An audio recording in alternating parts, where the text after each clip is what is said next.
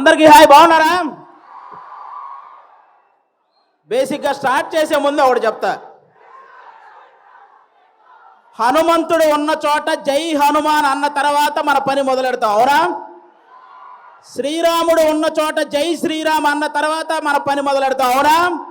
అలాగే బాలయ్య బాబు గారు ఉన్న చోట జై బాలయ్య అన్న తర్వాతే మన స్పీచ్ మొదలెడతాం. ఒక్కసారి జై బాలయ్య అనండి. ఇప్పుడు బాలకృష్ణ గారి గురించి మాట్లాడుకునే ముందు మనం ఒకరి గురించి ఈరోజు మాట్లాడుకోవాలి. ప్రపంచంలో మనం ఏ మూలన ఉన్నా నేను తెలుగువాణ్ణి అని గర్వంగా ధైర్యంగా చెప్పుకుంటున్నాము అంటే ఆ గర్వం పేరు, ఆ ధైర్యం పేరు నందమూరి తారక రామారావు గారు.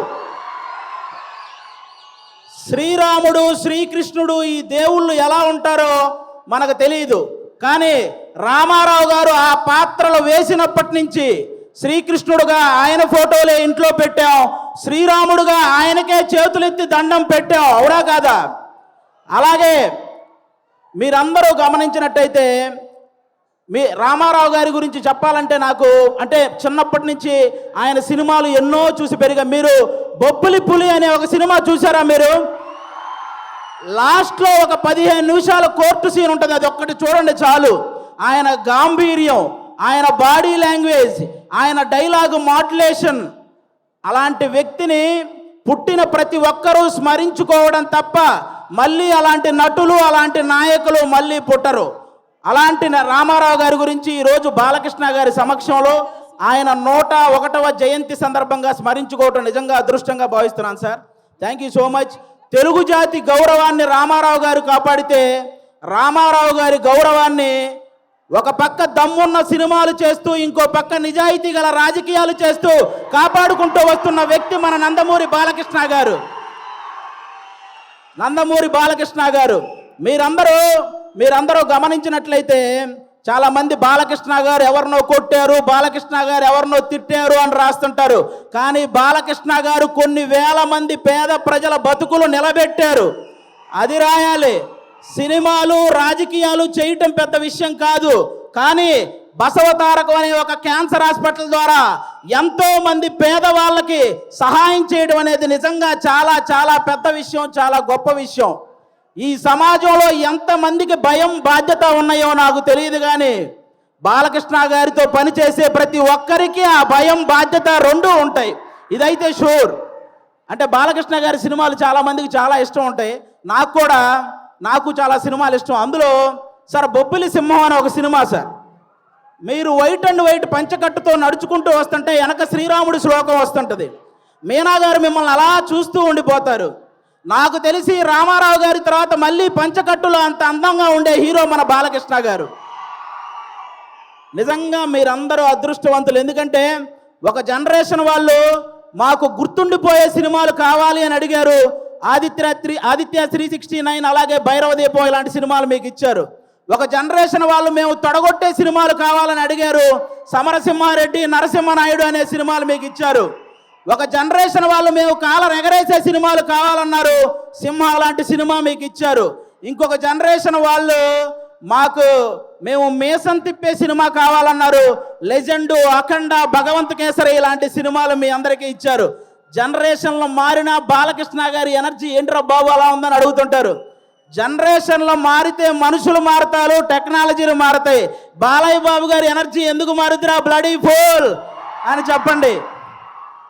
అంటే స్టాక్ మార్కెట్ గ్రాఫ్ అయినా పెరగటం తగ్గటం ఉంటుంది, కానీ ప్రజెంట్ బాలయ్య బాబు గారి మార్కెట్ గ్రాఫ్ పెరగటం తప్ప తగ్గటం లేదు.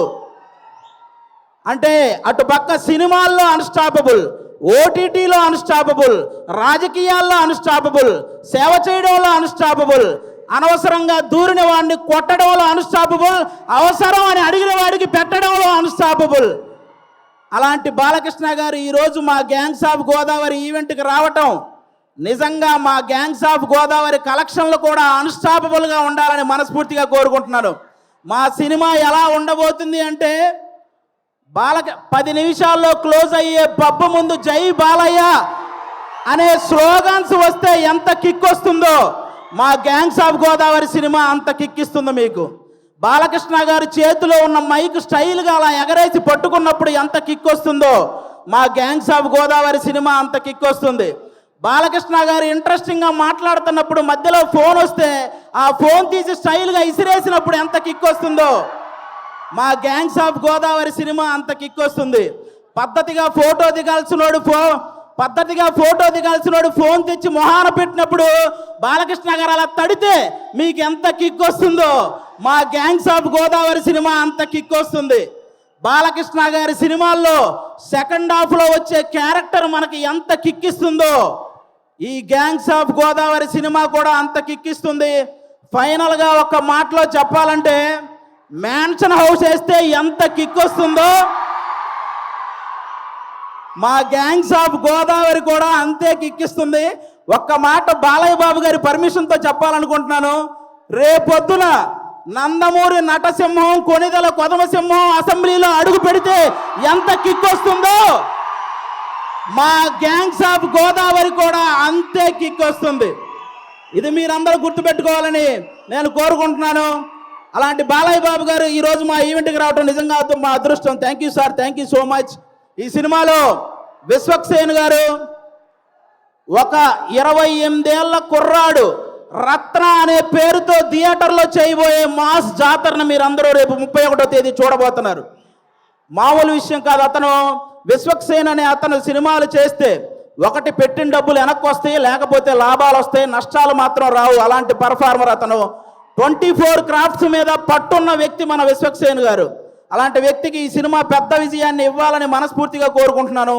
ఇక డైరెక్టర్ కృష్ణ చైతన్య గారు తన మైండ్లో గుర్తొచ్చిన డైలాగును మీ మైండ్లో గుర్తుండిపోయేలా రాసే రైటర్ కమ్ డైరెక్టర్ మన కృష్ణ చైతన్య గారు. మనందరికీ త్రివిక్రమ్ గారు అంటే చాలా ఇష్టం. త్రివిక్రమ్ గారికి కృష్ణ చైతన్య అనే వ్యక్తి చాలా ఇష్టం. కాబట్టి ఈ సినిమాలో ముఖ్యంగా కుప్పలుగా డైలాగులు ఉంటాయి. మీరు అవన్నీ కూడా ఎంజాయ్ చేస్తారు. నెక్స్ట్ అంజలి గారు మిమ్మల్ని సీత అనే ఒక క్యారెక్టర్తో మైమరిచిపోయేలా చేసింది. గీతాంజలి అనే ఒక క్యారెక్టర్తో భయపించేలా చేసింది. ఈరోజు ఈ రత్నమాల క్యారెక్టర్తో ఆ 2 క్యారెక్టర్లు మర్చిపోయేలా చేయబోతుంది అంజలి గారు. ఇంకో పక్క మా నేహా శెట్టి డీజే టిల్లునే భయపెట్టిన రాధిక. ఈ సినిమాలో రత్నాకి భయపడబోతున్న బుజ్జి లాగా తను చూడబోతున్నారు. రాధికాని మర్చిపోతారు, బుజ్జిని గుర్తుపెట్టుకుంటారు. షూర్ షాట్గా చెప్తున్నాను. ఈ గ్యాంగ్స్ ఆఫ్ గోదావరి సినిమాతో మీ అందరికి ఇంకో మాట కూడా చెప్తాను.